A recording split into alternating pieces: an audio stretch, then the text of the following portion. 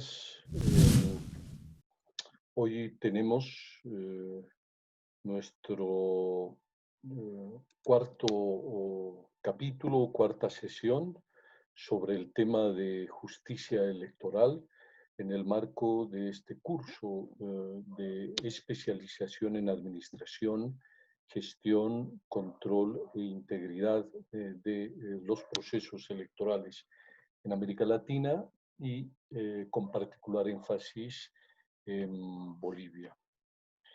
Lo primero que debemos ver es en los distintos países y en el nuestro se han llevado a cabo procesos de reforma constitucional y legal.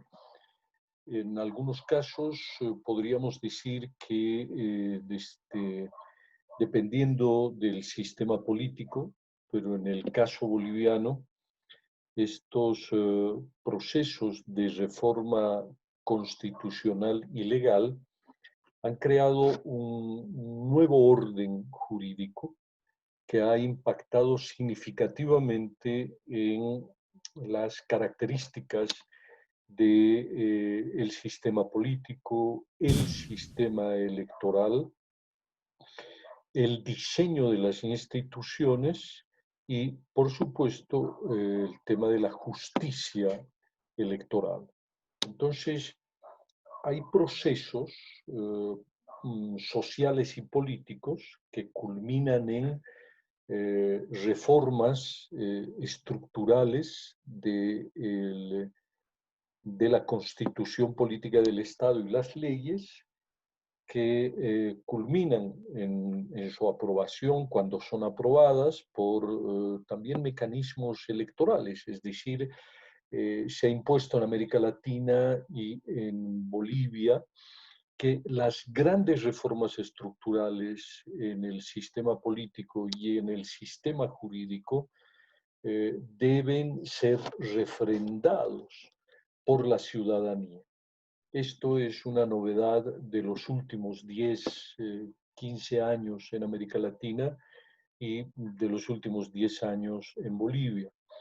Hasta antes de estas reformas estructurales que hoy día propician la participación ciudadana al extremo de que cualquier reforma estructural deba ser refrendado por la ciudadanía mediante mecanismos electorales, un referéndum o incluso el funcionamiento de las asambleas que van a hacer reformas políticas y estructurales en los sistemas jurídicos, pues también requiere la participación ciudadana.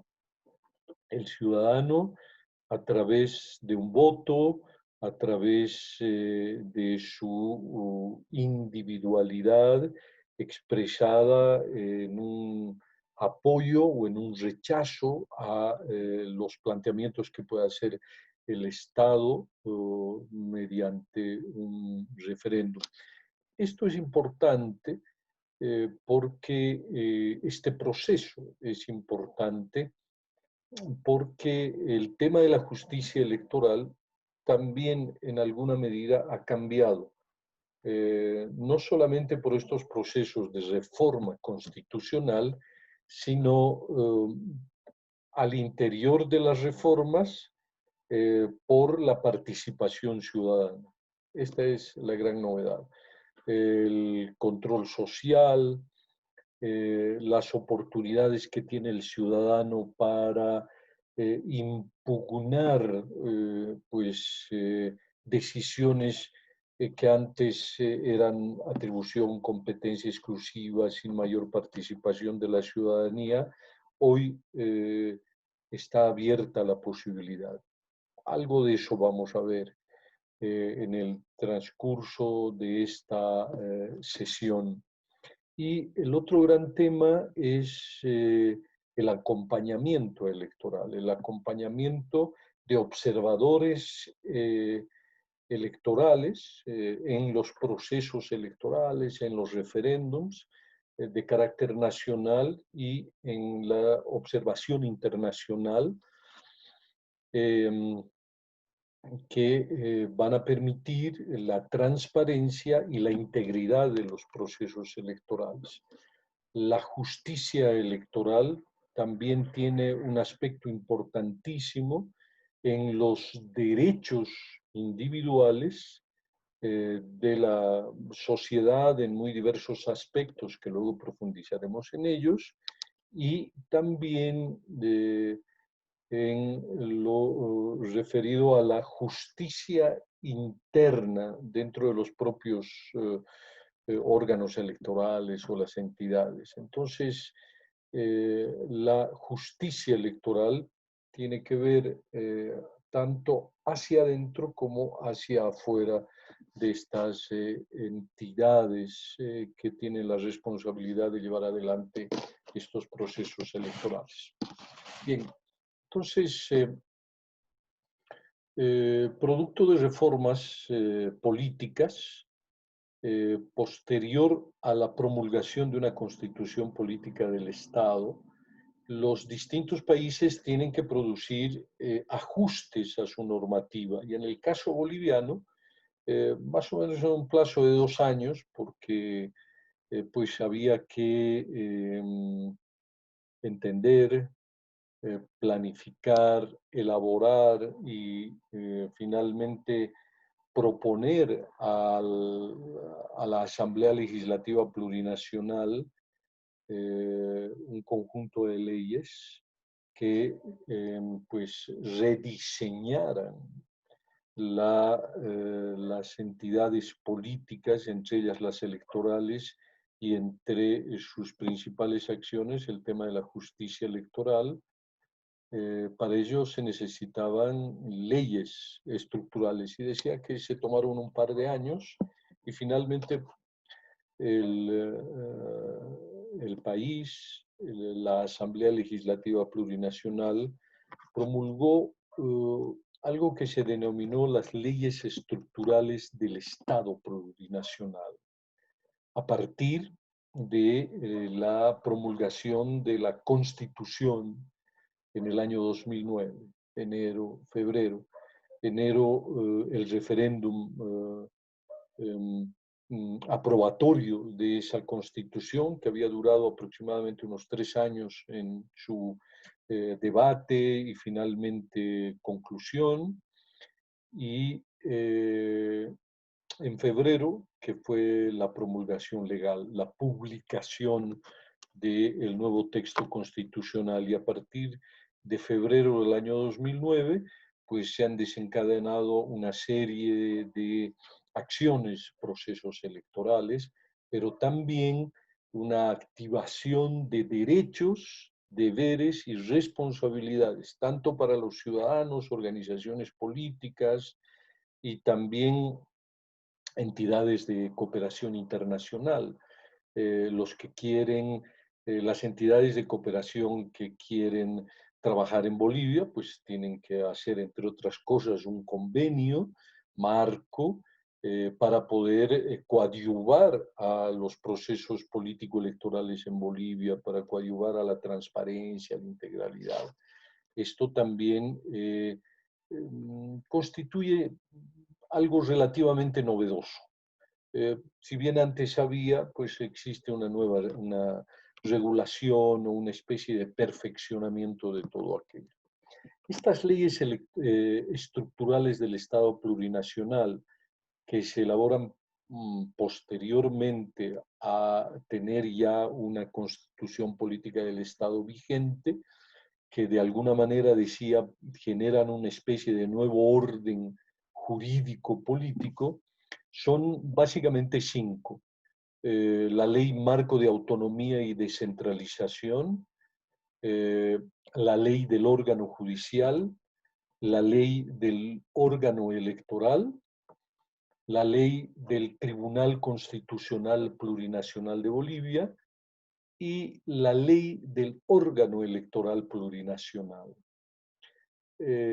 Nos interesa fundamentalmente estudiar la ley del órgano plurinacional, aunque las otras son importantes, como por ejemplo la ley electoral o la ley del Tribunal Constitucional.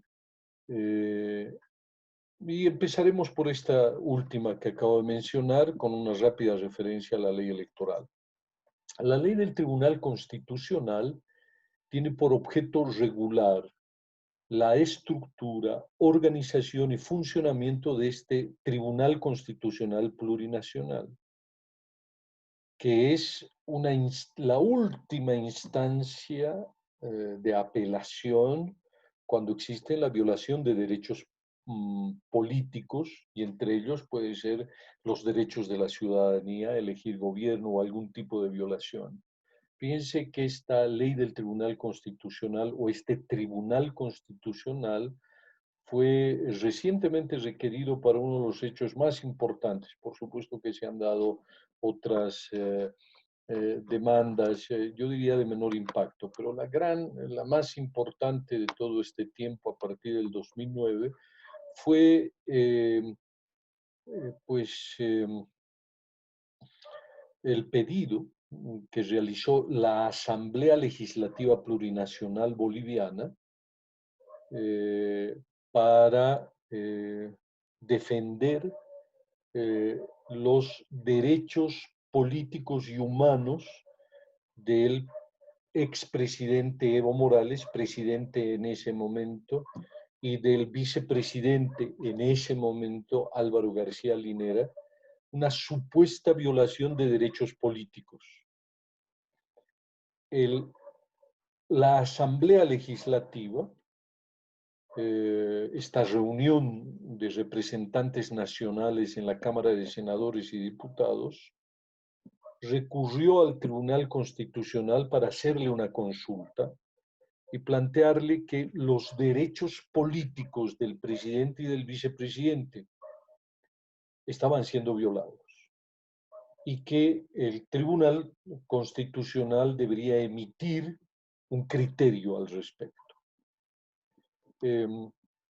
Y esta solicitud fue posterior a la realización de un referéndum constitucional que fue convocado por el propio Ejecutivo, por el propio presidente, expresidente, presidente en ese momento, Evo Morales y Álvaro García Linera.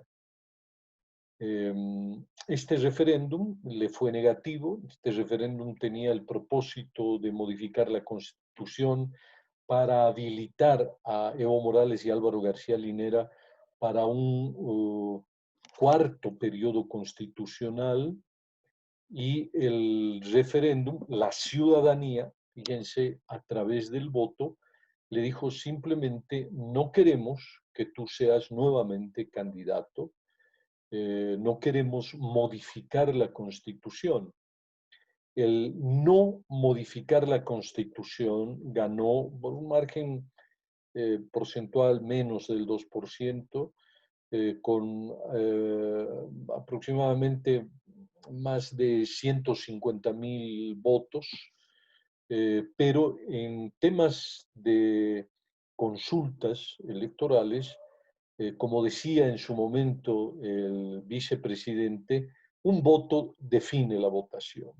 Y aquí hubieron más de 150.000 votos que rechazaron la postulación de Evo Morales para un cuarto periodo constitucional. Y el rechazo también abarcaba al señor Álvaro García Linera.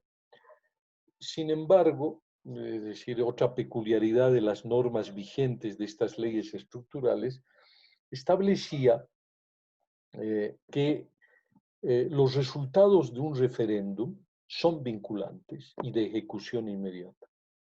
O sea, no había posibilidad, según la ley, de recurrir al Tribunal Constitucional.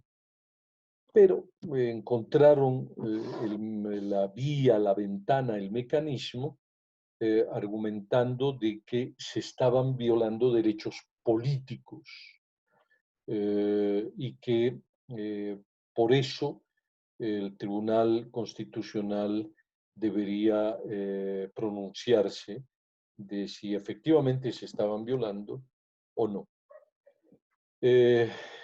el Tribunal Constitucional de la época falló favorablemente hacia el presidente y vicepresidente de la época y gracias a esa resolución del Tribunal Constitucional se habilitaron a Evo Morales y Álvaro García como candidatos en las elecciones 2019.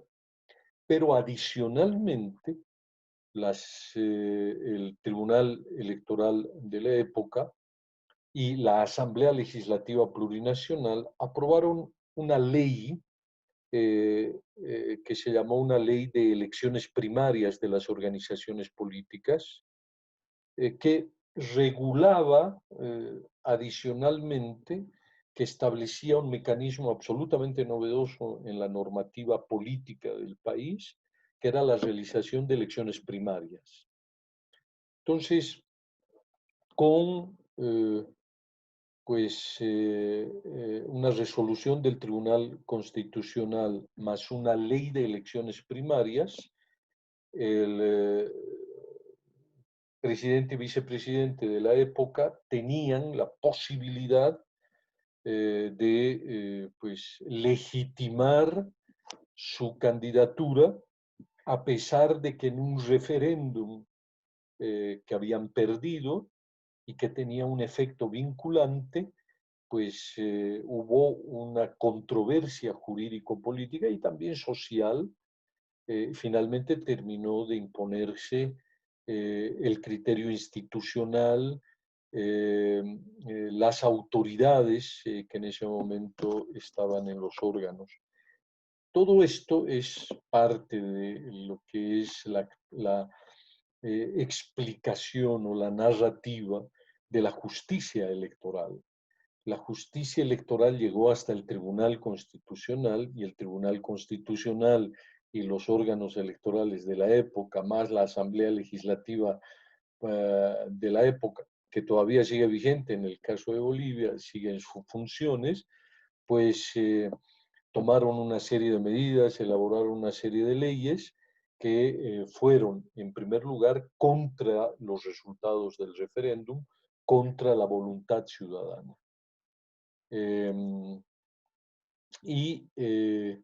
Todas esas capacidades,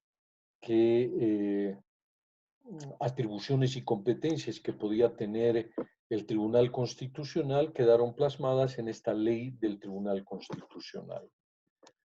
Otra de las leyes estructurales fue la ley denominada 018, fíjense, 018, un número muy bajo. En términos del proceso de legislación, hubo también un proceso de reenumeración de las leyes en el país, la ley número 18. Hoy estamos, creo que ya por la ley número 700. En ese momento la ley 018 regulaba al órgano electoral plurinacional, que sustituía al viejo órgano electoral o al órgano electoral, al tribunal electoral previo a la Constitución del año 2009. Esta ley del órgano electoral, entre otras cosas, tuvo la particularidad de ser denominada como la primera de las 5 leyes estructurales que en su momento sancionó el órgano legislativo por mandato de la nueva Constitución. Esta ley del órgano electoral, tipifica al órgano electoral como el cuarto órgano de poder, porque también recuerden que a partir de la nueva Constitución Política del Estado existió una reconfiguración de la organización del poder político. Desapareció la denominación de poderes, surgió la denominación de órganos. El primer poder del Estado, que antes era el poder legislativo, pasó a un segundo plano. En primer plano se colocó el órgano ejecutivo y el órgano electoral se introdujo dentro de lo que antes era la división tradicional de los poderes del Estado en legislativo, ejecutivo y judicial. Como perdieron su denominación, se incrementó un nuevo órgano. El órgano electoral se constituye en el cuarto órgano del poder público del Estado, pero a la par de los otros órganos, separado y con la obligación de coordinar entre ellos. Pero adicionalmente, la nueva Constitución Política del Estado creó la figura de la presidencia del Estado y la vicepresidencia del Estado, una organización supraórganos que de alguna manera subordina a los órganos del Estado. Y todo esto está en la Constitución Política del Estado. El objeto de la ley del órgano electoral era fundamentalmente normar las funciones que debería cumplir este órgano electoral para garantizar tres formas de manifestación de la democracia. Si algo interesante también trajo la reforma constitucional y las leyes electorales junto con esta ley del órgano electoral, más la ley electoral que regula el proceso electoral. La ley del órgano electoral regula a la institución electoral. Decía que si algo novedoso e interesante en términos de construcción de conceptos, entidades y procedimientos políticos trajeron estas nuevas leyes, fue la ampliación de nuestra visión sobre la democracia. Hasta ese momento, hasta el año 2009, pues podríamos decir que teníamos una visión restringida de la democracia, porque esta democracia se expresaba solamente a través de la representación política. Por lo tanto, la democracia adquiría este carácter de democracia representativa, una especie de democracia de partidos políticos, porque eran los partidos políticos los que capturaban, los que concentraban la representación de los ciudadanos o de los intereses de la sociedad. A partir de la Constitución del año 2009, este horizonte se amplía a una democracia participativa y a una democracia comunitaria, que finalmente va a derivar estas tres en un nuevo tipo de democracia que va a ser la democracia intercultural. Profundizaremos un poco sobre estas tres o cuatro tipos de democracia, pero ampliaremos muy rápidamente cuál era el objeto de la ley del órgano electoral, además de pues, plantear la existencia de estos cuatro expresiones de la democracia. También le señalaba al órgano electoral cuál era su jurisdicción, cuáles eran sus competencias, qué tipo de obligaciones tenía, qué atribuciones, cómo debería estar organizada, cómo debería funcionar y cuáles eran los servicios que podía prestar el Tribunal Supremo Electoral. En ese sentido, esta ley del órgano electoral establece tribunales electorales, señala cuáles son y qué tipo de funciones, atribuciones y competencias deben tener. También toma en cuenta a los juzgados electorales y señala el procedimiento del reconocimiento, quiénes y cómo se van a convertir en estos juzgados electorales. Una herramienta importantísima de los juzgados y de los tribunales van a ser unas instancias menores que se van a llamar las notarías electorales, que es donde empieza a gestionarse el derecho electoral. o la participación ciudadana. También va a reconocer a los jurados electorales, estos los conocemos de antes, que funcionan específicamente el día de las elecciones, duran menos de 24 horas en el ejercicio de sus funciones, pero tienen enormes responsabilidades, que es legitimar todo el proceso electoral.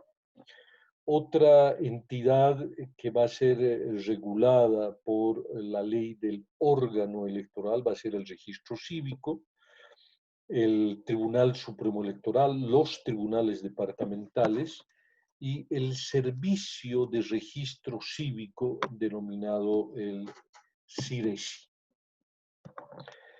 El Tribunal Supremo Electoral, por esta ley, se va a constituir en la máxima autoridad electoral, que va a estar compuesta por 7 vocales, de los cuales, fíjense aquí, la apertura a la participación de los pueblos indígenas originarios campesinos. La Constitución va a proceder a un proceso de inclusión de la base social étnica del país, y esto se va a reflejar en la composición del Tribunal Supremo Electoral. De los 7 vocales, 3 de ellos, no, 2 de ellos, deben ser de los pueblos indígena originario campesino. Y del total de miembros, es de los 7, por lo menos 3 deben ser mujeres. Aquí también se nota este proceso de ampliación de la participación de género.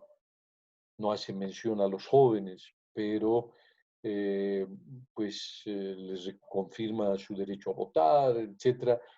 Pero un avance importantísimo, casi un 50%. De 7, 3 mujeres, y de 7, 2 indígenas originarios campesinos. El tema en términos genéricos de varón y mujer, pues queda 4-3, pero indígena originario campesinos queda 5-2, 2 para los sectores urbanos, digámoslo así. 2 indígenas representan aproximadamente un 30%, un tercio, y esto de alguna manera va en coincidencia con lo que es la composición social según el censo. El censo ha determinado que casi el 60% de la población, primero, que no es rural y que no se identifica con algún pueblo indígena originario campesino.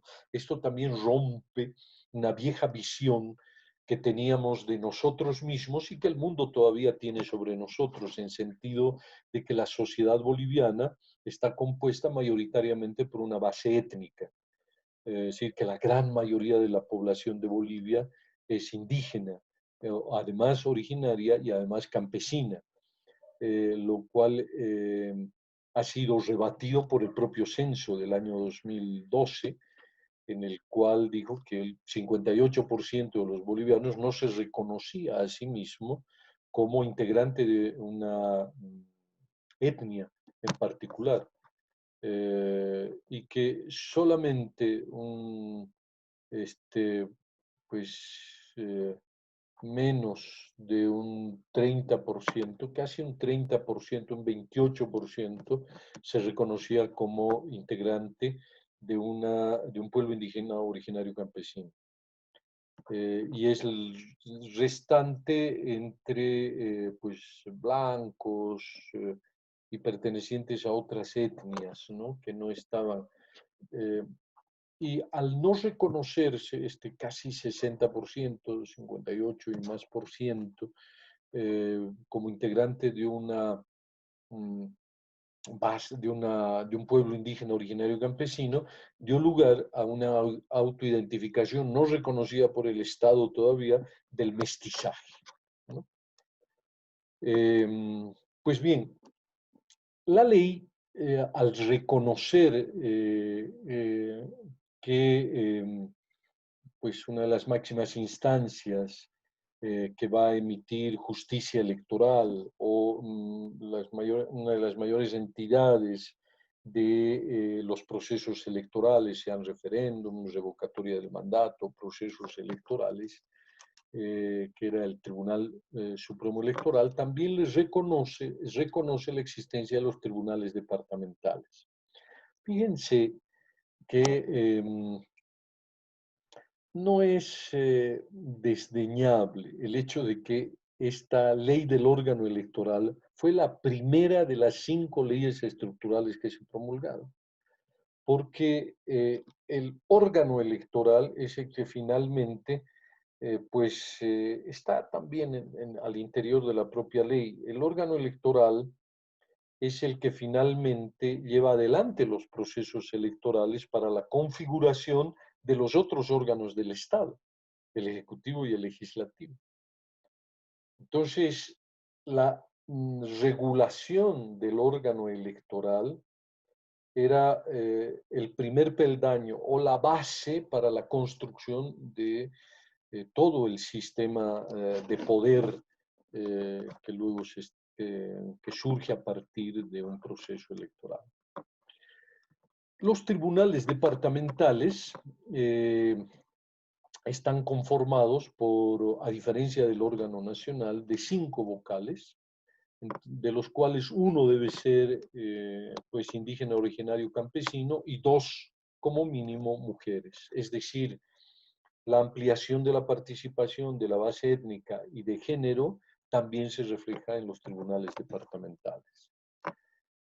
Otra institución que es reconocida por la ley del órgano electoral es el Servicio de Registro Cívico, SERECI, que es una entidad dependiente del Tribunal Supremo Electoral que se encarga de organizar y administrar el registro de las personas, nombres, apellidos, estado civil, filiación, nacimiento, defunción, registro de electores y electoras, para que ellos puedan ejercer sus derechos civiles y políticos. Esta entidad que hace todas estas tareas se sustituye, en su momento llegó a sustituir al registro civil y al padrón biométrico, ¿no? Es ahora esta entidad la que lleva adelante este registro de electores que a solicitud del Tribunal Supremo Electoral, que es su instancia superior, pues va a permitir la confección del padrón electoral. Las competencias del órgano electoral tienen 2 características muy importantes, que son la indelegabilidad y la intransferibilidad de sus competencias. No se pueden delegar y no se pueden transferir a otro órgano poder. No se pueden delegar a un vocal a una persona particular, a un partido político, ¿no? Y son intransferibles de que pues los poderes y atribuciones del órgano electoral no se la pueden pasar a otro órgano del Estado, ¿no? Las funciones son básicamente de organizar, dirigir, supervisar, administrar, ejecutar y proclamar los resultados de los procesos electorales, de los referéndums, de las revocatorias de mandato, tanto en el territorio nacional como en los asientos electorales en el exterior. En la actualidad son 33 países y respecto de las elecciones del 6 de septiembre del 2020, si es que se verifican el 6 de septiembre, también hay cierta incertidumbre acerca de si serán también pues 33 países. Es probable que por las distintas regulaciones y condiciones sanitarias hay la posibilidad de que algunos países cierren sus puertas a la realización de elecciones bolivianas en territorios de países, digamos, Japón, Chile, Brasil o Argentina, ¿no? Incluso en Estados Unidos. Todo eso está por verse. El órgano electoral también tiene como competencia supervisar algo que es importante, pero que no es urgente en este momento, que son los procesos de consulta previa, sobre todo para el uso de los recursos naturales, ¿no? Luego, pues el Tribunal Supremo Electoral puede y debe observar y acompañar las asambleas y cabildos. Cuando la ciudadanía se reúne en un cabildo, que es generalmente autoconvocado, el Tribunal Supremo Electoral debería estar ahí como observador y supervisor. Fíjense qué tarea tan importante. Para que las resoluciones que tome el cabildo, según el Tribunal Supremo Electoral, pues no haya coacción, haya libertad. Y esas decisiones del cabildo, de los cabildos, o de las asambleas, pues tienen un efecto y un peso político que está también regulado entre las competencias del Tribunal Supremo Electoral.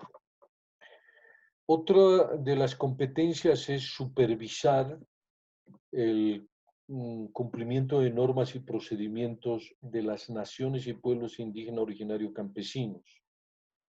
Es decir, no están sujetos los pueblos indígenas originarios a las leyes que se promulgan en el tribunal. Ellos están sujetos a sus propias normas y procedimientos.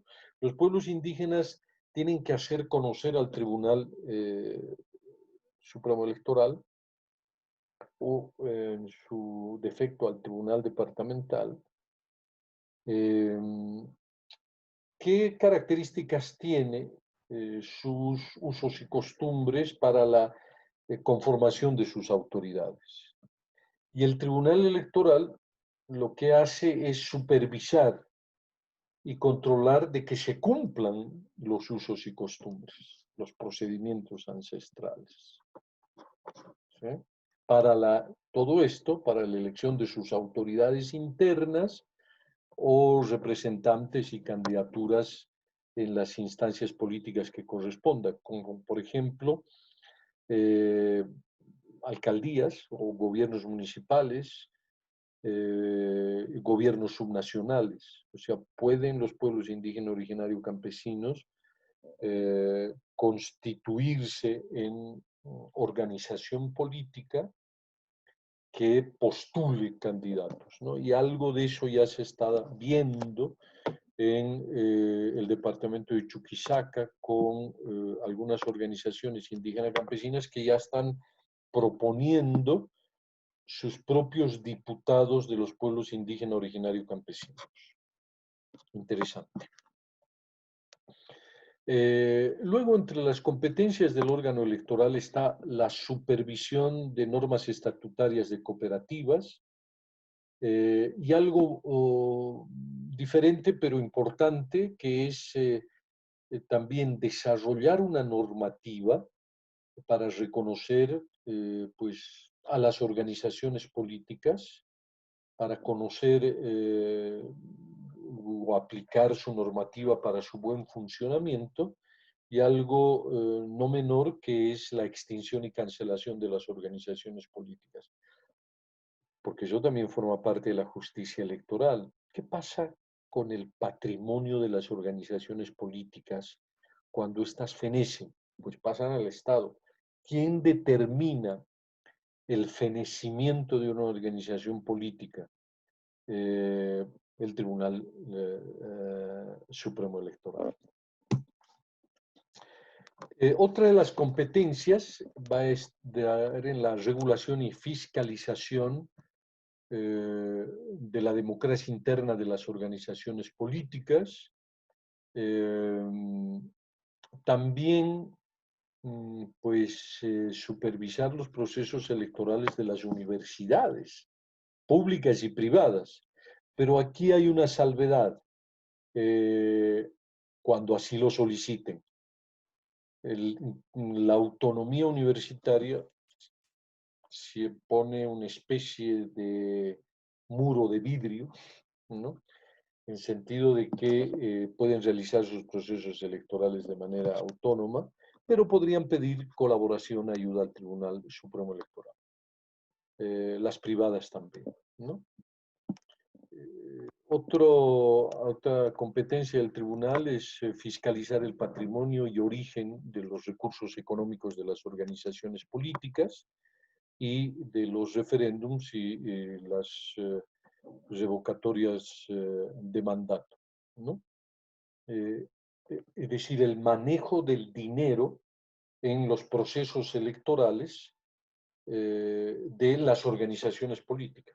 Eso también fiscaliza el Tribunal Supremo Electoral.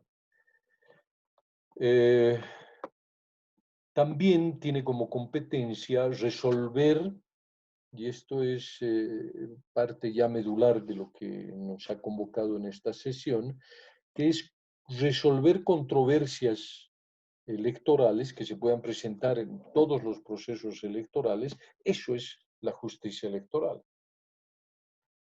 Resolver las controversias en las elecciones subnacionales, nacionales, referéndums, revocatorias de mandato, pero no solamente de estas elecciones, digamos, de carácter nacional o subnacional, sino también la democracia interna de las organizaciones políticas, las controversias que puedan darse al interior de las organizaciones políticas.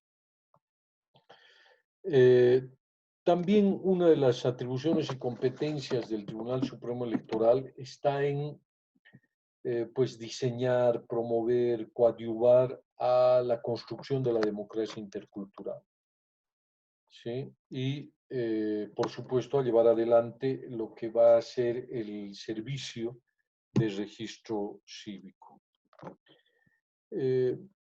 Acompañando a esta presentación, a esta exposición más bien, van a tener un material electoral donde hay una estructura, una especie de relación de suprasubordinación, donde se ubica la justicia electoral en una especie de punto intermedio por arriba de quien administra, del hecho mismo de la justicia electoral, está por supuesto el órgano electoral, el Tribunal Constitucional, el órgano legislativo y la presidencia del Estado. Pero en realidad la última instancia a la cual se puede recurrir buscando justicia electoral es el Tribunal Constitucional. La primera instancia es el órgano electoral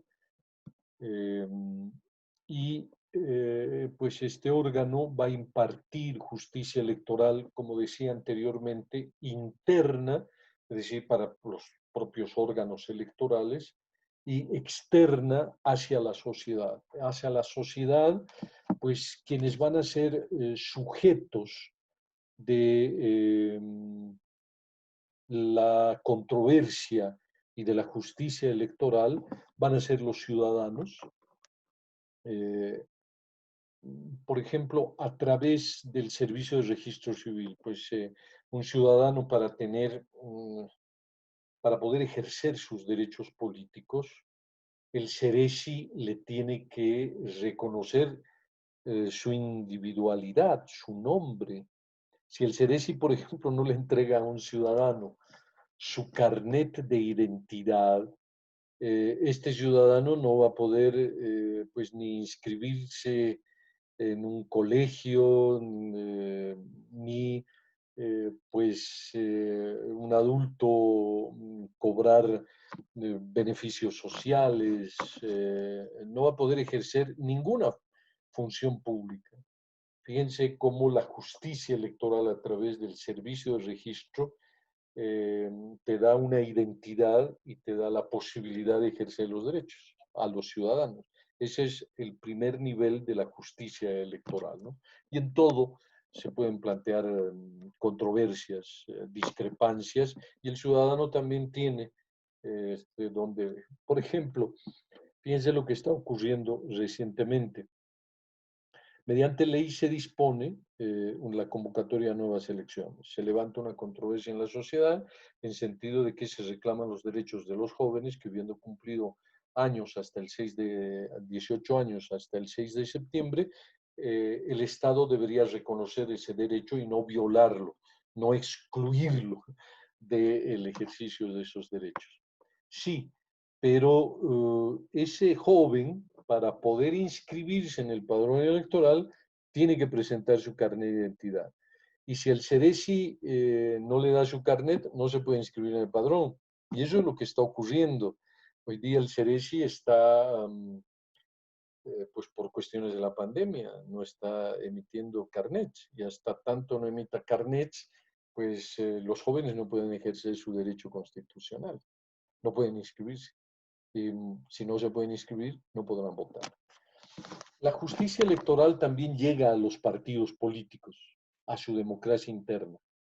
Eh, la justicia electoral también llega a los procesos electorales, es decir, va del ciudadano a las organizaciones políticas, a los procesos electorales, a las elecciones como los referéndums, revocatorias de mandatos, a la consulta previa y a los cabildos, a las asambleas y pues a la elección de las naciones pueblo indígena originario campesinos, cooperativas, etc.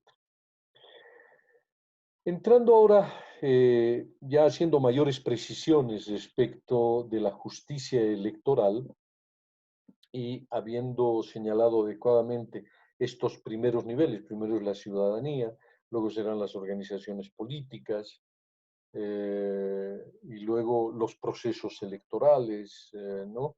Hasta llegar a la última instancia que va a ser la autoconvocatoria en asambleas y cabildos de los propios ciudadanos. Pero en una instancia es muy complicado convocar a un cabildo, ¿no? Autoconvocarse sobre todo. Pero hasta en esos niveles el Tribunal Supremo Electoral puede impartir justicia. Si el Tribunal Supremo Electoral dice que ese cabildo no es representativo, que no se han cumplido determinados procedimientos, lo que decida un cabildo o una asamblea, pues carece de legitimidad, por lo menos de una legitimidad reconocida por el Tribunal Supremo Electoral. En el marco de la justicia electoral y de los derechos, deberes de la ciudadanía, ahora sí tenemos que hablar de las formas de la democracia. La principal, la que engloba a todas las demás, es la democracia intercultural, que comprende a la democracia directa y participativa. ¿Cuál es la diferencia o qué características tiene la democracia directa y participativa? Pues, por ejemplo, el referendo. Esta convocatoria que el ciudadano dirima una controversia social, si está de acuerdo con el aborto, sí o no, si está de acuerdo en reformar la Constitución, sí o no, si está de acuerdo en adelantar las elecciones, sí, no, si está de acuerdo en revocarle el mandato a un gobernante legalmente electo, sí, no. Para todos esos procedimientos sirve el referéndum, también para la revocatoria del mandato y para la organización y funcionamiento de las asambleas y cabildos. Estas tres instancias de participación pues constituyen la democracia directa y participativa. El ciudadano participa de manera directa en el proceso de dirimir algún tipo de controversia social y política. La otra forma de democracia, en el marco de la democracia intercultural, no olviden de que la democracia intercultural es como la cobertura, como una especie de gran paraguas, y debajo de este paraguas están como tres grandes pilares: la democracia directa y participativa, y la democracia representativa y la comunitaria finalmente, ¿no? Y estas tres formas de democracia dan lugar a esta democracia intercultural. Sobre todo es intercultural por la democracia comunitaria, ¿no? Adquiere ese nombre. De alguna manera privilegia pues, lo comunitario por encima de lo representativo, ¿no? En otros contextos, pues seguirá siendo una democracia representativa que toma en cuenta el derecho de las minorías. Por ejemplo, la base social étnica puede ser considerada una minoría, o el género, o los jóvenes, ¿no? Entonces, quién sabe en el futuro alguien proponga la democracia joven, ¿no? Como otro pilar que también forma parte de la democracia intercultural, el derecho de los adolescentes a pues, participar en la política, ¿no? De repente bajar el derecho de votar de los 18 a los 16, debate que ya se está dando en algunos países, o la obligatoriedad del voto, ¿no es cierto? Es obligatorio votar para las personas mayores de 21 años, pero para los jóvenes de 18 años, digamos, puede ser opcional. Y esto forma parte de lo que es la democracia representativa, ¿no? Entonces, en el marco de la democracia representativa, simplemente señalaré algunos ítems como el sufragio, la representación política. Estos ítems, no olviden que están en el marco de la democracia representativa, son los aspectos que el Tribunal Supremo Electoral pues tiene que regular y tiene que administrar justicia electoral, ¿no?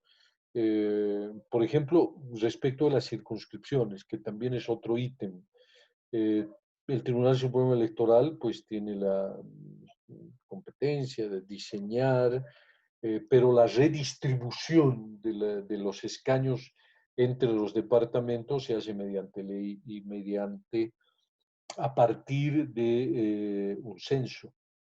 Eh, y el censo no lo organiza, no lo convoca el Tribunal Supremo Electoral.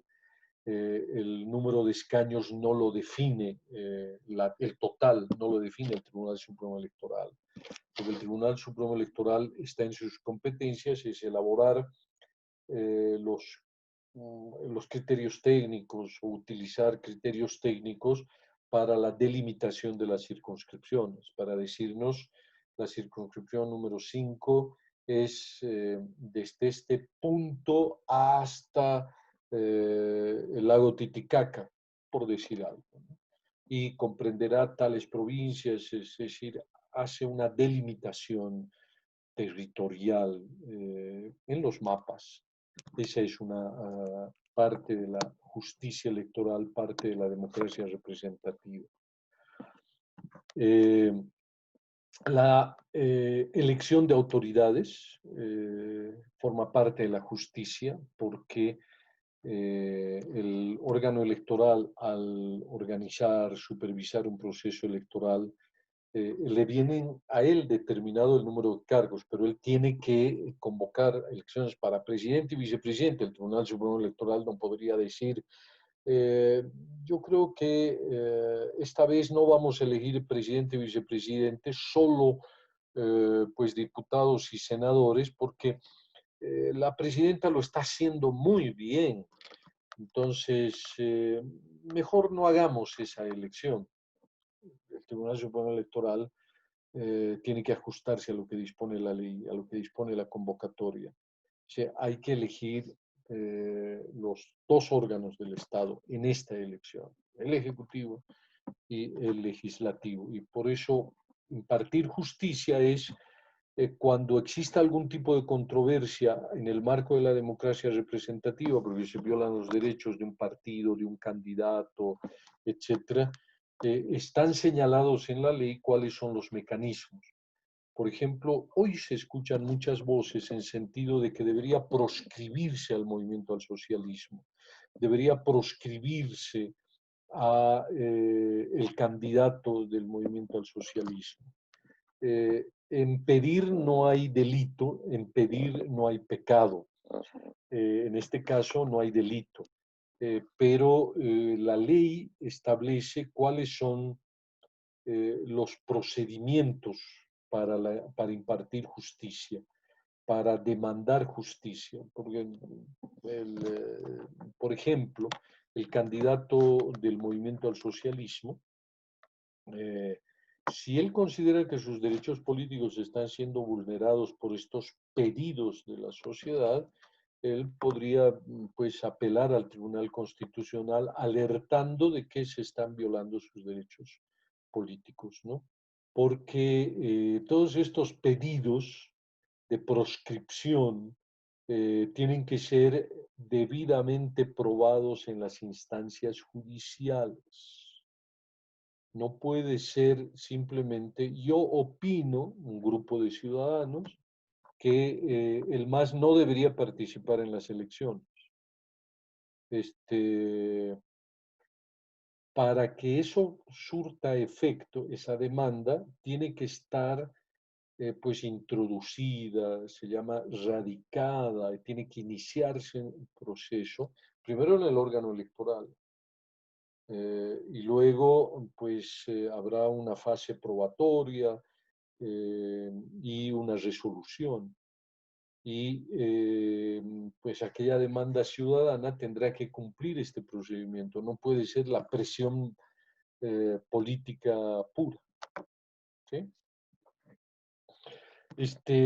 También parte de la justicia electoral está en la elección de representantes supranacionales. Si un partido, un candidato, no cumple algunos requisitos y esto lo plantean un ciudadano, una organización política, este ciudadano que se ve afectado, que cree que se ve afectado en sus derechos, puede apelar a la justicia electoral, al Tribunal Supremo Electoral, para que le haga cumplir y mantener sus derechos, ¿no? Pero estos detalles lo hablaremos un poco más adelante. Seguiremos en la enumeración de lo que son los ámbitos en los que se ejerce la justicia en el marco de la democracia representativa, ¿no? Algo muy importante es el concepto que se llama de equivalencia de condiciones, este, mm, que tiene que ver con los pueblos indígenas originarios campesinos y que tiene que ver con el género, ¿no? Que hay una especie de discriminación positiva para garantizar la presencia de los pueblos indígenas en las instancias de representación y en las mujeres también. Fíjense, el Tribunal Supremo Electoral tienen que ser 2 indígenas y 3 mujeres, y en las departamentales 2 y 1, ¿no? Como mínimo 2 mujeres y un representante indígena originario campesino. Pero también tiene que hacerse presente en pues la representación política, ¿no? El 50% de las candidaturas tiene que estar ocupada por una mujer. Y hay instancias en las cuales también se subraya, pues, por ejemplo, la elección de las altas autoridades en los tribunales de justicia, ¿no? Entonces, la equivalencia de condiciones es un aspecto de la normativa que regula al órgano electoral, que está claramente formulada y que debe cumplirse en cada proceso electoral, ¿no? Ya hemos mencionado a las autonomías indígena, originario, campesinas, cómo podrían llevar adelante su elección de autoridades con la supervisión del Tribunal Supremo Electoral. Si hubiera alguna irregularidad, pues el tribunal como observador puede tratar de conciliar y emitir una especie de veredicto, ¿no? Pero siempre en el marco de la normativa de los pueblos indígenas, ¿no? Sus usos, sus costumbres, sus procedimientos ancestrales. Fíjense que también el órgano electoral tiene que llevar adelante los procesos electorales de las autoridades del órgano judicial y del Tribunal Constitucional, ¿no? De las cooperativas. Y en el marco de las formas de democracia está la democracia comunitaria, ¿no? Eh, la democracia comunitaria es simplemente el respeto a los usos y costumbres, el conocer, el tratar de sistematizar, ¿no? Porque básicamente la democracia comunitaria no está escrita, eh, y esto genera un problema, ¿no? Los usos y costumbres son generalmente transmisiones orales, prácticas, que muy raras veces están plasmadas en normas escritas entre los pueblos indígenas originarios campesinos. Uno, porque no tienen la tradición escrita y cuando asumen la escritura occidental y el idioma, ¿no? Y pues un pueblo quechua o en Yudacaré, Araona, pues no tiene una escritura propia y menos una legislación para la elección de sus autoridades, ¿no? Por eso el Tribunal Supremo Electoral tiene que sistematizar, aunque sea verbalmente, y hacer que esos usos y costumbres se cumplan si es que hubiera algún tipo de controversia, ¿no? Eh, en el marco de la justicia electoral y ya un poco fuera de lo que es la democracia comunitaria, está por supuesto el padrón electoral, la geografía electoral, la inscripción de candidaturas, la propaganda electoral. En el marco de la propaganda electoral, pues el Tribunal Supremo Electoral tiene que emitir una regulación, una reglamentación para determinar con toda claridad quiénes son los sujetos autorizados para ser representantes, por ejemplo, ante el Tribunal Supremo Electoral, los sujetos autorizados para emitir la propaganda electoral, es decir, el periodo de propaganda, la inscripción de los medios de comunicación. No cualquier medio puede publicitar, puede transmitir propaganda electoral. Tiene que registrarse adecuadamente, ¿no? Y tiene que tener una especie de autorización, tiene que fijarse las tarifas, porque claro, como están en campaña, puede darse el hecho de la especulación, de incrementar desproporcionalmente los precios de emisión en los medios tradicionales y esto pues debe ser regulado adecuadamente para que no exista la especulación, la subida de precios, ¿no? Eh, en la emisión de la propaganda. En el marco de la propaganda también hay que ver límites, prohibiciones, multas, sanciones, ¿no? Parte de la justicia electoral que imparten pues los tribunales de justicia, que luego veremos, o sea, tanto quiénes son y cómo lo hacen, pero en el marco de esta ley están las regulaciones sobre los medios de comunicación, las prohibiciones en las campañas electorales, las prohibiciones que se establecen a los servidores públicos, eh, y el estudio o la regulación de las encuestas, ¿no? Recientemente en las elecciones 2009, esta entidad patrocinante que es de estos cursos, que es esta entidad denominada Jubileo, pues fue víctima de una interpretación política y muy subjetiva que perjudicó finalmente no solamente a la Fundación Jubileo, sino a una serie de entidades y organismos de cooperación que estaban apoyando las actividades de la Fundación Jubileo. Y esto, pues, se pudo dar porque existía y existe una regulación sobre los estudios de opinión en materia electoral, que es una atribución y competencia que es parte de la justicia electoral que le corresponde impartir a los tribunales electorales, ¿no? Que, insisto, veremos en su detalle un poco más adelante. Los requisitos que tienen que cumplir los medios de comunicación, las organizaciones políticas para la difusión de propaganda. También hay una regulación de lo que es el material electoral y un hecho no menos importante, eh, eh, por mencionarlo después, es porque forma parte de una secuencia ordenada en cómo lo estamos explicando, es las regulaciones,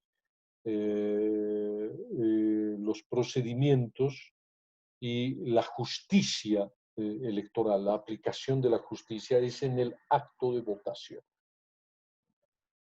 En el marco de la democracia representativa, de los procesos electorales, un hecho fundamental es el acto de votación, y ese acto de votación está sujeto a una normativa y, por supuesto, a una controversia. Si alguien no cumple la normativa vigente para el acto de votación, puede ser recurrido, puede ser denunciado y el órgano electoral tendrá que impartir justicia electoral, ¿no?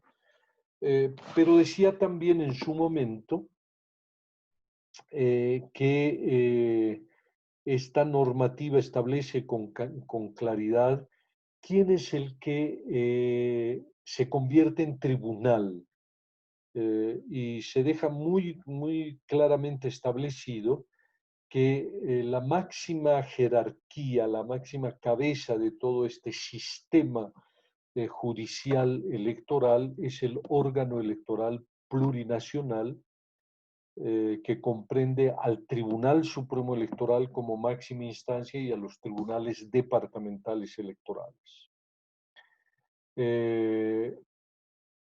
También, para poder ejercer una adecuada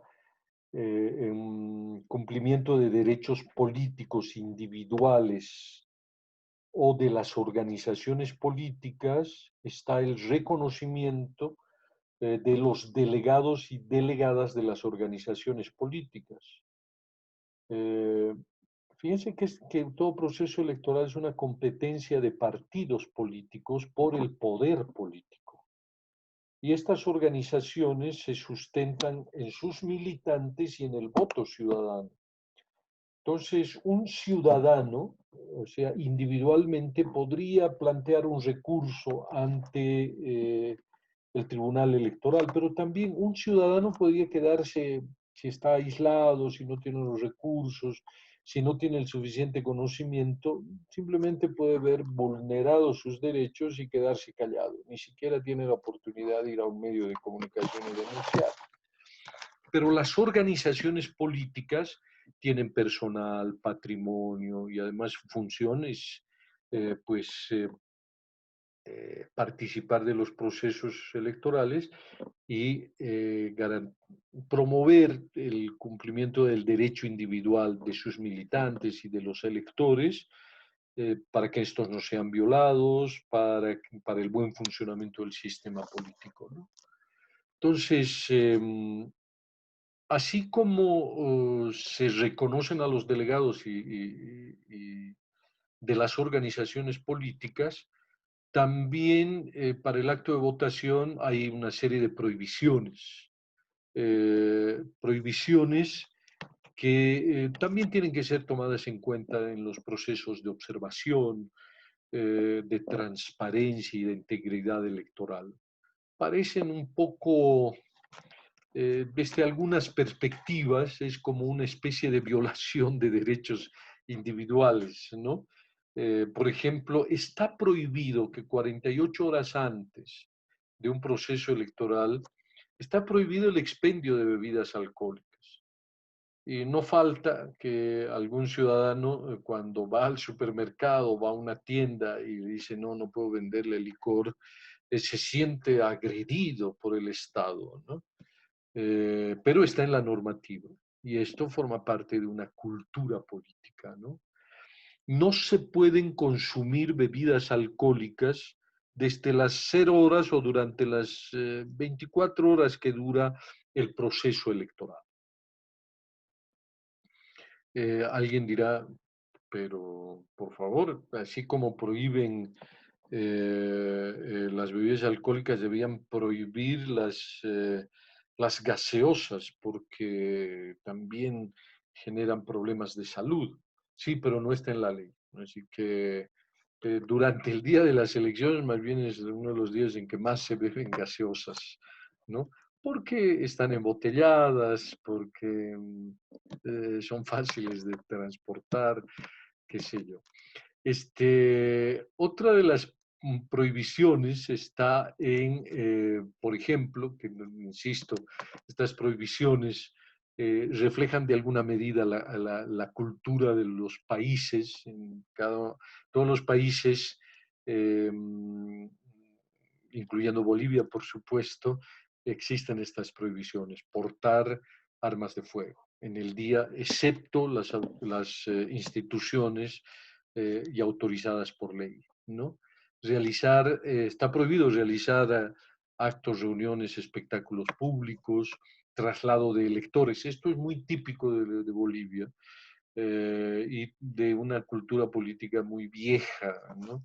Una de las formas de manipular resultados electorales era pues el traslado de gente de una circunscripción a otra, de una población a otra, para que puedan votar 2 veces, porque no existían los mecanismos tecnológicos como para poder depurar adecuadamente. Si una persona que vota en la zona sur, perfectamente podría votar en barrio de Miraflores y luego en Sopocachi.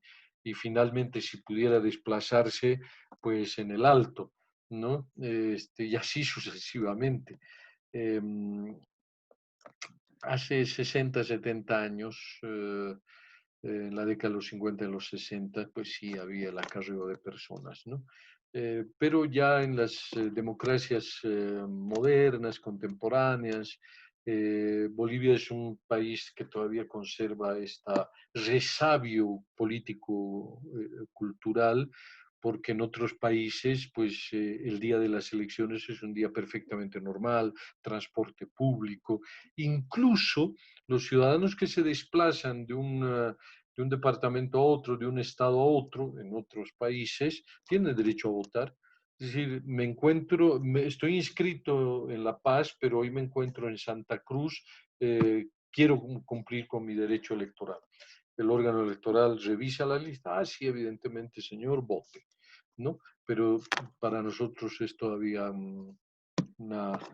por ejemplo, no, acá en Bolivia no pueden, hay muchas restricciones para que puedan votar los enfermos. Y cuando alguien quiere llevar una urna al hospital obrero, por decir algo, ¿no? Y en las actuales circunstancias de pandemia, pues habrá que ver, si imagínense que en varios nosocomios estén 300 personas, 100, en todo el país, digamos que existan 20.000 personas que están en sus casas, no pueden votar, pues sí, efectivamente se va a incrementar el ausentismo, que no va a ser muy significativo desde mi punto de vista, pero hay, ni duda cabe, una violación de derechos a policías, militares, enfermos, ¿no? Porque el Tribunal Supremo Electoral no habilita, por ejemplo, el voto por correo, ¿no? Que a una persona que está impedida de votar, pues puede solicitar emitir su voto ese mismo día, ¿no? Por algún mecanismo, pero bueno, esto es en condiciones normales, ¿no? Este, mm, Decíamos, entre estos requisitos que son propios de la cultura boliviana,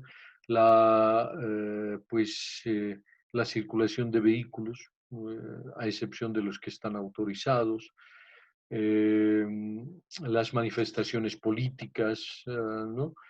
Y también hay disposiciones, por ejemplo, que obliga a los órganos electorales a dar facilidades a las personas con necesidades particulares.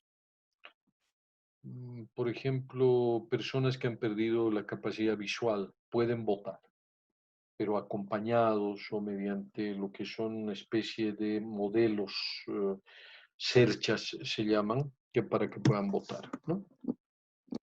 Este, pues, este, dentro de la justicia electoral también está pues la otorgación de los certificados de sufragio. Si alguien vota y no tiene el certificado de sufragio, pues puede ser un sujeto de sanciones o impedimento de cumplimiento de algunas otras actividades, ¿no? En el, y si lo pierde, lo extravía, pues tiene el derecho a la reposición, ¿no? Un certificado que le permita, porque estos certificados de sufragio son exigibles en los 3 meses posteriores a la realización del acto electoral y pues es demasiado tiempo. Pero las instancias, algunas instancias del Estado y privadas, están obligadas a exigir el certificado de sufragio. ¿No? Entonces es importante, parte de la justicia es también el otorgar el certificado y si lo hubieras extraviado, pues la reposición. Parte de la justicia es todo aquel ciudadano que haya votado, pues tiene que demostrar que es un buen ciudadano y tiene que mostrar su certificado. Un ciudadano no puede decir, a mí no me interesan las elecciones, no me interesan los partidos políticos, a mí me da igual quién gobierne, por eso no he ido a votar. Ah, bueno, no he ido a votar, pero tiene una sanción. Es decir, eh, y hay un debate. El debate está apenas incipiente, pero tal vez con el tiempo se puede llegar a convertir en un tópico, ¿no? En un tema, la obligatoriedad del voto, ¿no? Durante las etapas de votación, una de las cosas que hay que observar y que tienen que estar ajustadas a la norma para que no se violen derechos ciudadanos, no se violen normativas respecto en el acto de votación, está, por ejemplo, la calidad de los recintos electorales, la ubicación de las mesas electorales, también la ubicación de los recintos, por supuesto, eh, las condiciones para la instalación y apertura de las mesas de sufragio, el orden de votación, no puedes, es simplemente por orden de llegada, pero el ciudadano tiene todo el derecho de conocer con suficiente anticipación en qué mesa va a votar, en qué recinto va a votar. Es una violación a los derechos del ciudadano el que de pronto le digan pues no, que este no es su recinto, que es 10, 15 cuadras más allá, porque su mesa en las 72 últimas horas ha sido trasladado por una cuestión de espacio o la decisión de un juez electoral. Eso es una violación a los derechos y hay que impartir justicia, ¿no? El procedimiento de votación, las inspecciones regulares a los recintos de votación. Por ahí hay propaganda, hay condiciones insalubres, ¿no?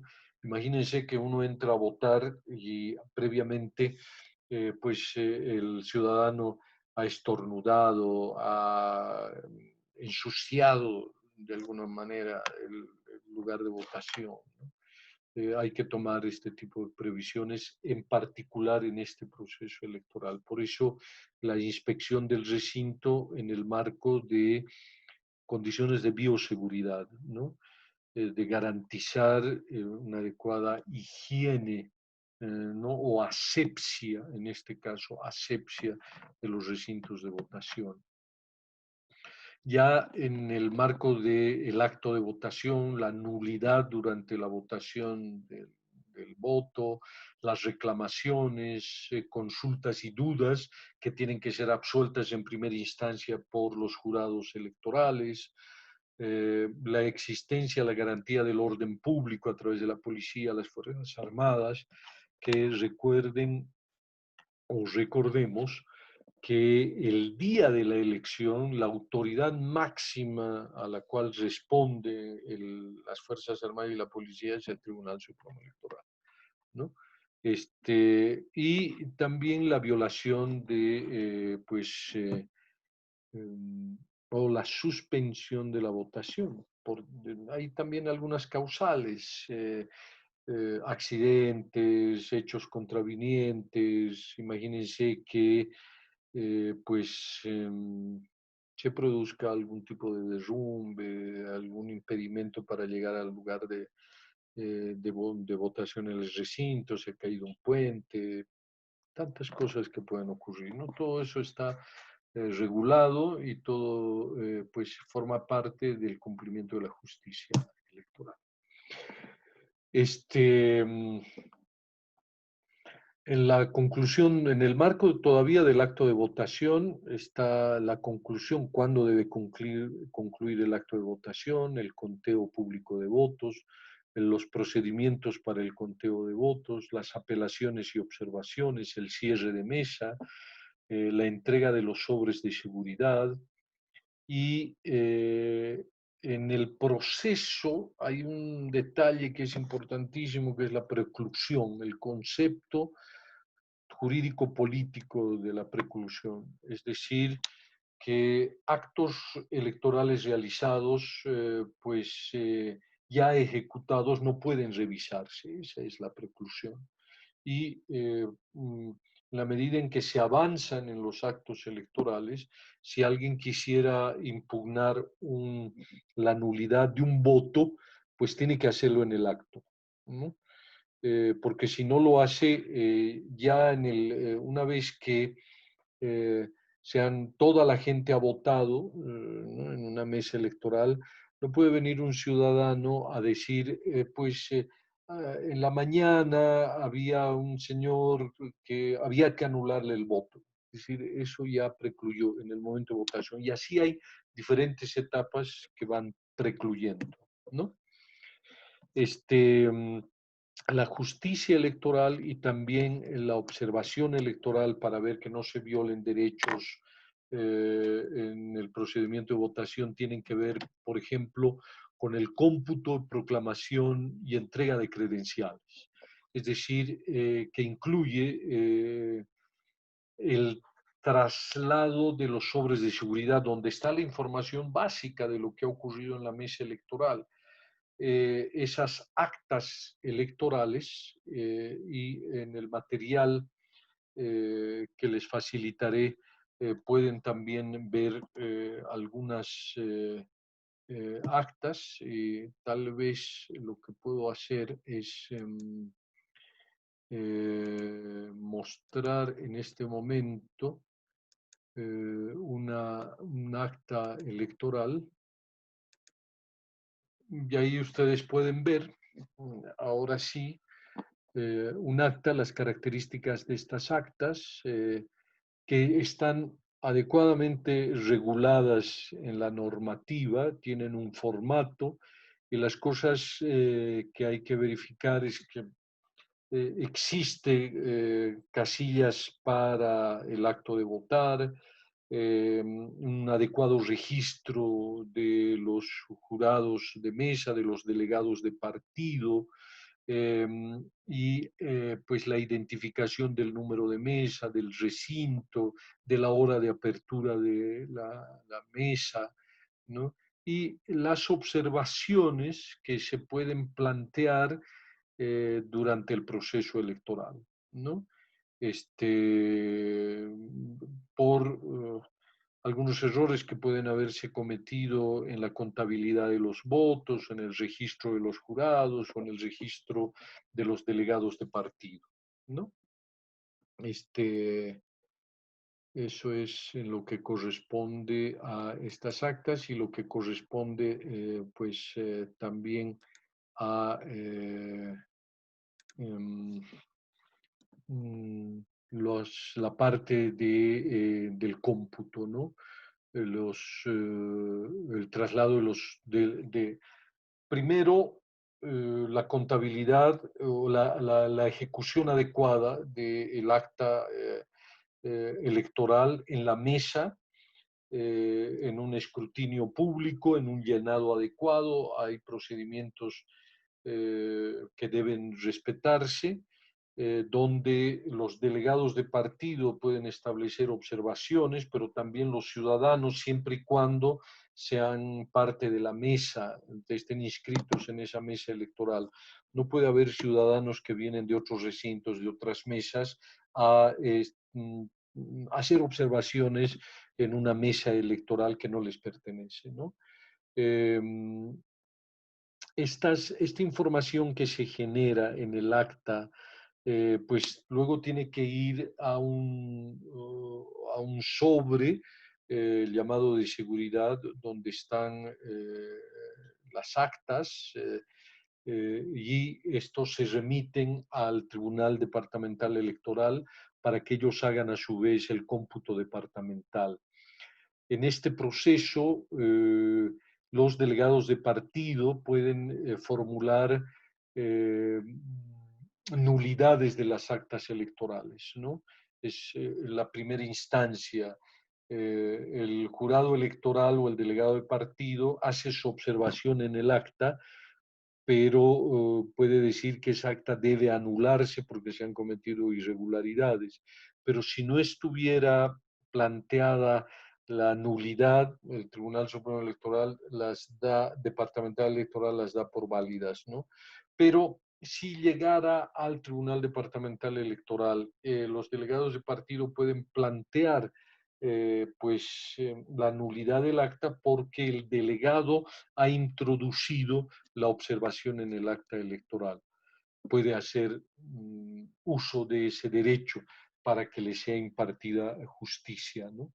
Ahora hay unas restricciones. El Tribunal Departamental Electoral, por ejemplo, más allá de las causales de nulidad de las actas electorales que también están tipificadas, el Tribunal Departamental está prohibido de modificar los resultados. O sea, quien puede hacer algunos ajustes en el número, pero que dependen de que las observaciones estén adecuadamente planteadas en el acta, es finalmente el Tribunal eh, Supremo Electoral, ¿no? Y los tribunales departamentales, pero insisto, siempre y cuando la observación esté planteada en el acta. Pero ellos no pueden modificar, el Tribunal Departamental Electoral no puede modificar ni los resultados generales, ¿no? Porque hay una suma, anular actas, etcétera. Puede corregir, se llama así, algunas sumas de aritmética, ¿no? Dice, son 130 electores y de pronto son 131 votos y hay uno que no está anulado, ese uno no son 130, porque en todas partes dice 130 y de pronto uno, alguna viveza criolla o algún simple accidente, ¿no? La resolución de estos recursos del acta de cómputo tienen que hacerse a los tribunales departamentales, hay plazos, tiene que ser en el momento de la revisión de las actas, ¿no? Porque son muchas actas. Se calculan pues por departamento, a nivel nacional, ¿no? Los jurados en 150.000, casi 200.000 personas movilizadas, 35.000 mesas, 35.000 actas. Imagínense un departamento que tenga 15.000 actas, o sea, son realmente números escalofriantes para una institución que tiene que hacer cómputo de manera muy rápida, ¿no? Tal vez en un futuro la realización de una votación digital podría acortar procesos y podría evitar mayores complicaciones, ¿no? Eh, pero bueno, veremos si la democracia, el Estado es capaz de modernizar y también de generar una cultura política de seguridad y respeto a la utilización de medios digitales. Eh, Luego los tribunales departamentales tienen que hacer un cómputo y también tienen que remitir las actas aprobadas y las observadas y las resueltas en las observaciones al Tribunal Supremo Electoral. Pero lo que van son las actas, no el material electoral, ¿no? Y luego cada tribunal departamental tiene que hacer conocer adecuadamente los resultados, tiene proclamar a los ganadores y luego de los 9 departamentos tiene que hacer el mismo trabajo el Tribunal Supremo Electoral, ¿no? A eso se denomina el cómputo nacional, en un acta de cómputo nacional, eh, y el Tribunal Supremo Electoral, luego de la proclamación, tiene que hacer entrega de credenciales, tiene que comunicar al órgano legislativo pertinente, ya sea el departamental o el nacional, los resultados electorales, los nombres de los ganadores, y también tienen que hacer entrega de sus credenciales en una elección subnacional, el Tribunal Departamental Electoral, al gobernador, a las asambleas departamentales, a los alcaldes, etcétera. Parte de la justicia electoral, parte de la controversia, parte de la normativa, donde se resguardan derechos y donde también pueden violarse procedimientos y derechos, corresponde a las organizaciones políticas, ¿no? La sustitución de autoridades electas por renuncia, es decir, alguien ha sido elegido diputado y de pronto renuncia, se enferma, muere, ¿no? Entonces el suplente puede ser habilitado, ¿no? Eh, También llega hasta el presidente, no crean que pues, solo es para los cargos menores, ¿no? También en la historia política se ha dado, existen los mecanismos, generalmente un presidente electo pues asume, pero en la historia política del país por lo menos conozco un caso, ¿no? La elección de un presidente que gana, pero muere por un problema cardíaco antes de asumir la presidencia, ¿no? El señor Fernando Guachalla, a principios del siglo XX. Fernando Guachalla creo que es la calle que está en el mercado de Sopocachi, ¿no? Él ganó las elecciones, ¿no? Y eso provocó que el presidente en ejercicio, que era don Ismael Montes, se prorrogara un año más en su mandato para organizar nuevas elecciones, ¿no? Pero uno agarra lección de todo ello. ¿Sí? En este proceso electoral, si pasara algo semejante, pues hay establecidos los mecanismos, ¿no? Tanto antes de asumir como después de asumir, ¿no? También parte de la justicia electoral es resolver las controversias que se pueden presentar en el exterior, ¿no? Hay un aspecto importantísimo entre los procedimientos y en la justicia electoral, que es la inhabilitación de las candidaturas electorales, las observaciones y recursos al acta electoral, las apelaciones al Tribunal Departamental Electoral por faltas y delitos electorales cometidos por los jurados electorales, por faltas cometidas por notarios y notarias, faltas cometidas por servidores y públicos, servidores y servidoras, faltas cometidas por organizaciones políticas. Hay también un rubro de otras faltas electorales, ¿no? Circular en vehículos, alterar el orden público, haber bebido alcohol, armar un escándalo, ¿no? Un detalle importante es que todas las faltas electorales prescriben a los 3 meses, ¿no? Siempre y cuando el Tribunal Supremo Electoral no mande al cumplimiento de las sanciones por la comisión de un delito, ¿no? El Tribunal Supremo Electoral cada año renueva una escala de sanciones, multas, arresto, trabajo social, etcétera, etcétera. Los delitos electorales, más allá de las faltas, son, por ejemplo, la ilegal convocatoria o ejecución de los procesos electorales. Nadie puede atribuirse, subrogarse el derecho de convocar elecciones en una circunscripción, digamos, ¿no? Porque un diputado fallece o no les gusta, ellos no pueden llamar por sí mismos, es decir, la comunidad, la circunscripción, los ciudadanos no pueden convocar elecciones para la renovación de su diputado uninominal, ya sea indígena o una uninominal cualquiera, por sí mismos, ¿no? Hay un procedimiento, ¿no?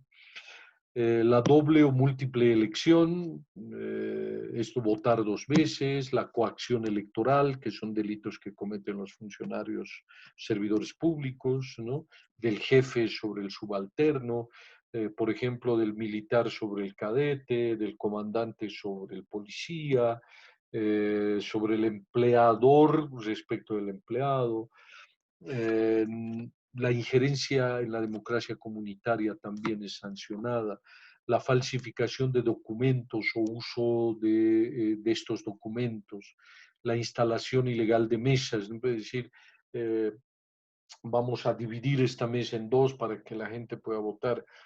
Tiene que ser una mesa independiente, ¿no? Esto podría ser el Tribunal Electoral, pero esto implica aumentar el número de jurados, aumentar el número de mesas, ¿no? Toda solución trae un problema y todo problema demanda una solución económica, ¿no?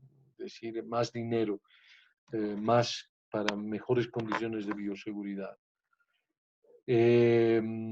Otros delitos son, por ejemplo, la destrucción de las ánforas, eh, o la obstaculización del proceso electoral. Imagínense que un grupo de fanáticos de un partido político pues se colocan al ingreso, ya sea del recinto o de un camino, de un lugar, y amenazan a la gente, no vas a ir a votar, no vas a ir a votar, ¿no? Eso es obstaculización del proceso electoral y eso es algo que también debe observarse y que pues debe cumplirse, ¿no? El traslado fraudulento de personas, la manipulación informática, la inducción del voto, la alteración de los resultados electorales, ¿no? Hay otros delitos electorales que son más graves, que es la modificación del padrón electoral, el obtener beneficios en función del cargo, ¿no? Eh, ya sea en los tribunales o sea en otra instancia, ¿no? Delitos que se pueden cometer en la elaboración del acta electoral, el acoso político, todo esto debe ser adecuadamente juzgado, corresponde en primer lugar a la justicia ordinaria, eh, porque pues tiene que ser el procedimiento, la resolución la toma el Tribunal, el Supremo Electoral o el departamental, y la sanción por la comisión de un determinado delito pasa a la justicia. El juez electoral dice, dele una sanción y tiene que ir y pagar a un banco y tiene que ser formalizado de esa manera, ¿no? Hay también procedimientos disciplinarios para los miembros del Tribunal Supremo Electoral, para los jueces electorales. Y finalmente, ya para terminar en esta parte un poco larga, eh, porque es además un tema muy importante dentro de lo que es pues los procesos electorales y la justicia electoral, que es un tema complejo, está el control social y la transparencia.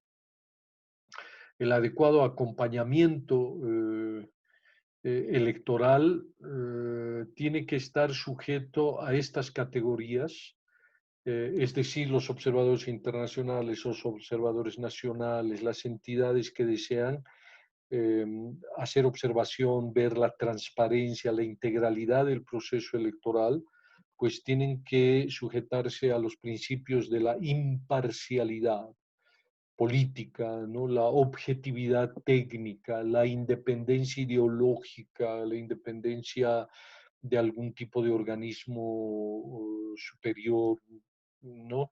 Digamos la Organización de Estados Americanos, ¿no?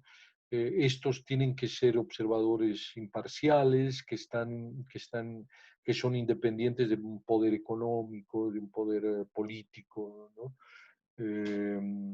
Tienen que ser responsables, el principio es la responsabilidad, la legalidad y la no injerencia. Las misiones de observación tienen que tener ser reconocidas por el Tribunal Electoral, tienen que tener pues un reconocimiento y un convenio previamente firmado, ¿no? También la justicia llega al financiamiento y a la transparencia del proceso electoral. Decía que tienen que suscribirse convenios entre partes. La acreditación también la otorga el Tribunal Supremo Electoral y los tribunales departamentales. Estas misiones de observación pueden perder la acreditación y hay también, simplemente para volver a reseñar, tipos de acompañamiento electoral, ¿no? Estos son los nacionales o los internacionales. Y los tribunales departamentales y el Supremo Electoral pues reconocen el tipo de acompañamiento y verifican que este acompañamiento, esta observación, cumplan con estos objetivos estipulados en la norma, y si no los cumplen, pues pueden ser desacreditados.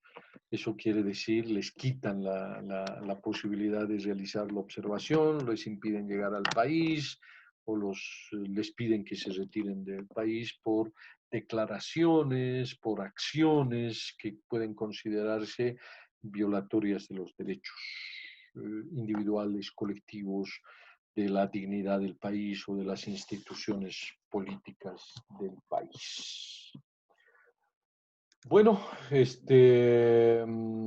muchísimas gracias. Con esto terminamos esta parte de la justicia electoral. Ha sido un verdadero gusto.